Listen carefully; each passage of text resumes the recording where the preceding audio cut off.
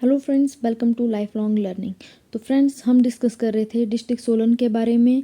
हमने कल डिस्कस की थी 4 ठकुराइयों के बारे में, जो भी डिस्ट्रिक्ट सोलन जिन ठकुराइयों से मिलकर बनी है। ठीक है, तो 4 ठकुराइयों के बारे में हम डिस्कस कर चुके हैं। आई होप आपने वीडियो देखी होगी। और आज हम करेंगे नेक्स्ट जो भी 4-5 ठकुराइयाँ बची हैं। ठीक है, तो चलिए स्टार्ट करते हैं क्लास को। आज हम पढ़ेंगे बेजा ठकुराई के बारे में। तो अगर इसकी ज्योग्राफिकल स्थिति देखें तो बेजा ठकुराई जो कुठार ठकुराई है, जिसके बारे में हमने कल डिस्कस किया था। ठीक है, कुठार या कुठाड़।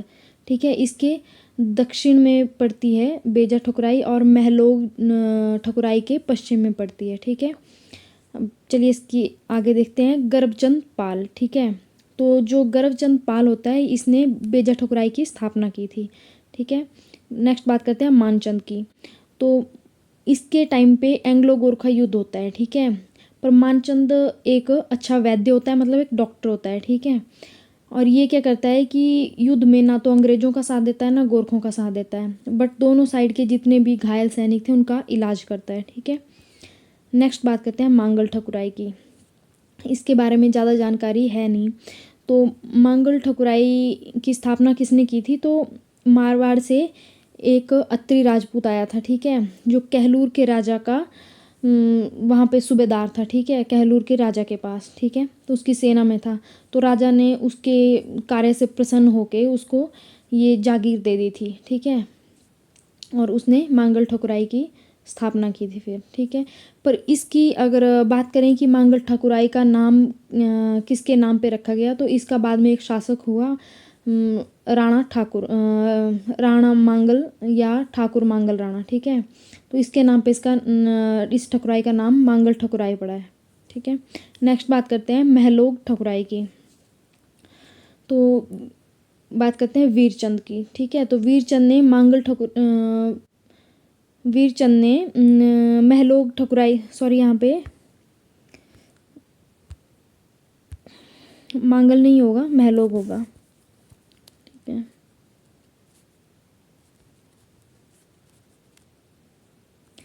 ठीक है, तो महलोग ठकुराई की स्थापना की। ठीक है, और इसके बाद बात करते हैं बट स्थापना तो वीरचंद ने की है, बट कुछ वहाँ के स्थानीय लोग थे। ठीक है, जो वो बोलते हैं कि महलोग का पहला शासक जो था वो हरिचंद था। ठीक है, बट इसमें वलोखरा में ये दिया गया है कि वीरचंद ने की है स्थापना, तो हम यही मान के चलेंगे। ठीक है, नेक्स्ट है संसार चंद। तो ठाकुर संसार चंद जो होता है, इसने प्रत्येक परगने के लिए एक महता एक प्यादा की नीति अपनाई थी। ठीक है, ये क्वेश्चन भी आता है एग्ज़ाम में कि एक महता एक प्यादा की नीति किसने अपनाई थी, तो ये संसार चंद ने अपनाई थी। ठीक है, उसके बाद है नरेंद्र चंद। ठीक है, तो नरेंद्र चंद जो होता है, ये महलोग का आखिरी राणा था, मतलब आखिरी राजा था। ठीक है, इनको राणा बोलते थे, राजा तो नहीं बोलते थे, बट ठीक है, आखिरी राणा था। ठीक है, और इसने जब हिमाचल का गठन हुआ तो इसने अपनी रियासत की बहुत सारी ज़मीन जो होती है वो सरकार को दान दे दी थी। ठीक है, जो भी सरकारी बिल्डिंग्स वगैरह बननी थी या दफ्तर बनने थे, ठीक है, उनके लिए दान दे दी थी। अब नेक्स्ट बात करते हैं हिंदूर ठकुराई की। हिंदूर या हिंदूर बोल सकते हैं, जिसका अब नाम है नालागढ़। ठीक है, तो जो हिंदूर है इसके नॉर्थ में पड़ता है कहलूर। ठीक है, नॉर्थ ईस्ट में पड़ती है बाघल यानी कि अर्की। ठीक है, और साउथ ईस्ट में पड़ता है शिमला, और साउथ और वेस्ट में है पंजाब। ठीक है, और इसकी स्थापना की बात करें तो 1100 से 1150 के बीच में हिंदूर की स्थापना की थी अजय चंद ने। ठीक है, और हिंदूर का आधुनिक नाम जैसे मैंने पहले बताया कि नालागढ़ है। ठीक है, और नालागढ़ नाम कब रखा गया था, तो ये पड़ा था 14वीं या 15वीं शताब्दी में। ठीक है, अब बात करते हैं विजय चंद की। ठीक है, तो विजय चंद के टाइम पे कनैतों के विद्रोह हुए थे। ठीक है, और विजय चंद ने इन विद्रोहों का दमन भी कर दिया था। उसके बाद है बैरंग चंद। ठीक है, तो जब भारत में मुसलमानों के आक्रमण हुए थे तो कुछ भारतीय राजा जो है पहाड़ों की ओर आ गए थे भाग के। ठीक है, तो इन आए हुए कई राजाओं को बैरंग चंद ने अपने पास शरण दी थी। उसके बाद है अमरचंद। ठीक है, तो अमरचंद जो ऐसा राजा था जो अपनी प्रजा के सुख दुख का पता लगाने के लिए वेश बदल कर घूमा करता था। ठीक है, प्रजा के बीच में। नेक्स्ट बात करते हैं आलमचंद की। तो 1398 में तैमूर लंग ने भारत पर आक्रमण किया, ठीक है। और जब वापस लौट रहा था तो हिंदूर की सीमा पर पहुंचता है, ठीक है। वहाँ पर कुछ रेस्ट करने के लिए रुकता है। तो जब आलमचंद को इसका पता चलता है तो वो कुछ अनाज वगैरह भेंट कर देता है उसको, ठीक है। गिफ्ट करता है कि हाँ ये अनाज रख लो, ठीक है। तो तैमूर लंग इससे प्रसन्न हो जाता है, ठीक है, कि हाँ ये, क्योंकि तैमूर लंग को उस टाइम पे अनाज की, भोजन की, इन चीज़ों की बहुत ज़्यादा ज़रूरत थी, ठीक है। और तैमूर लंग प्रसन्न हो जाता है आलमचंद से, ठीक है। तो और वो उसको फिर नुकसान भी नहीं पहुंचाता और वहाँ से निकल जाता है, ठीक है, बिना नुकसान पहुंचाए। इसके बाद है विक्रमचंद। तो इसने, विक्रमचंद ने नालागढ़ शहर की स्थापना की थी। इसके बाद है रामचंद।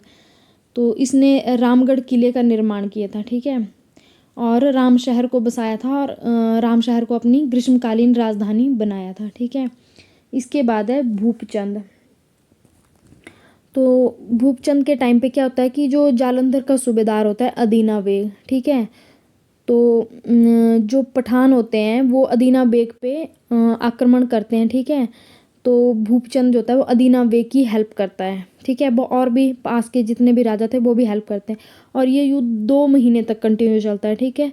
और लास्ट में सब राजा छोड़ के चले जाते हैं जो भी हेल्प कर रहे थे अदीना बेग की, ठीक है। और बट भूपचंद होता है ये नहीं जाता है छोड़ के, और ये अदीना बेग के साथ में लगा रहता है पठानों के विरुद्ध, ठीक है। और लास्ट में एक दिन ऐसे अपने तीर से जो पठान होता है उनका मेन होता है जमाल ओलुद्दीन, ठीक है, उसकी आंख में लग जाती है तीर से और वो मर भी जाता है वहाँ पे, ठीक है। तो ऐसे ये युद्ध जीत जाता है अदीना बेग। तो अदीना बेग उसको खुश होके एक खिल्लत प्रदान कर देता है, ठीक है। इसके बाद बात करते हैं रामचरण सिंह की।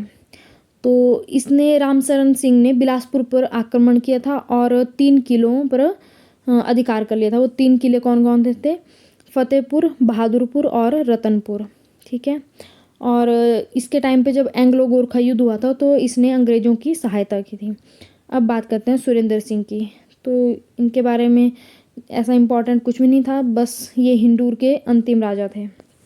तो फ्रेंड्स ये थी आज की एक छोटी सी वीडियो और इसके साथ हमने सोलन डिस्ट्रिक्ट की जो हिस्ट्री है वो कंप्लीट कर ली है। कल हम क्वेश्चन डिस्कस करेंगे। तो आई होप आपको वीडियो पसंद आई होगी। अगर वीडियो पसंद आए तो लाइक करें, शेयर करें और चैनल को सब्सक्राइब करें। Thanks for watching.